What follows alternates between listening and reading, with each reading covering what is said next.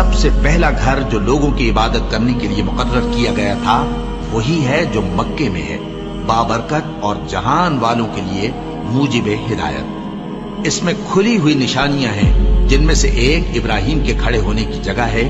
جو شخص اس مبارک گھر میں داخل ہوا اس نے امن پا لیا، اور لوگوں پر اللہ کا حق یعنی فرض ہے کہ جو اس گھر تک جانے کا مقدور رکھے وہ اس کا حج کرے، اور جو اس حکم کی تعمیل نہ کرے گا تو اللہ بھی اہل عالم سے بے نیاز ہے۔ اور جب ہم نے خانہ کعبہ کو لوگوں کے لیے جمع ہونے اور امن پانے کی جگہ مقرر کیا اور حکم دیا کہ جس مقام پر ابراہیم کھڑے ہوتے تھے اس کو نماز کی جگہ بنا لو، اور ابراہیم اور اسماعیل کو حکم بھیجا کہ طواف کرنے والوں اور اعتکاف کرنے والوں اور رکوع کرنے والوں اور سجدہ کرنے والوں کے لیے میرے گھر کو پاک صاف رکھا کرو۔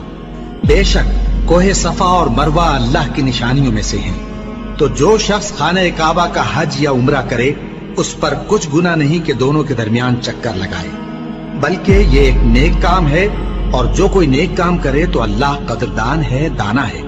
اور اللہ کی خوشنودی کے لیے حج اور عمرے کو پورا کرو، اور اگر راستے میں روک لیے جاؤ تو جیسی قربانی میسر ہو کر دو، اور جب تک قربانی اپنے مقام پر نہ پہنچ جائے سر نہ منڈاؤ۔ اور اگر کوئی تم میں بیمار ہو یا اس کے سر میں کسی طرح کی تکلیف ہو تو اگر وہ سر منڈا لے تو اس کے بدلے روزے رکھے یا صدقہ دے یا قربانی کرے۔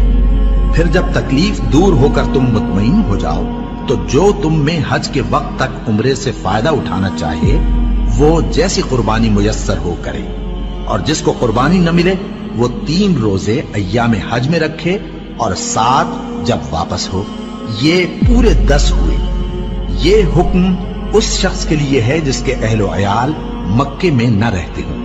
اور اللہ سے ڈرتے رہو اور جان رکھو کہ اللہ سخت عذاب دینے والا ہے۔ حج کے مہینے معین ہیں جو معلوم ہیں، تو جو شخص ان مہینوں میں حج کی نیت کر لے تو حج کے دنوں میں نہ عورتوں سے اختلاط کرے، نہ کوئی برا کام کرے اور نہ کسی سے جھگڑے۔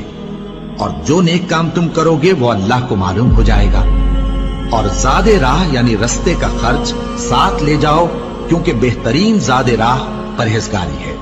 اور اے اہل عقل مجھی سے ڈرتے رہو، اس کا تمہیں کچھ گناہ نہیں کہ حج کے دنوں میں بذریعہ تجارت اپنے پروردگار سے روزی طلب کرو۔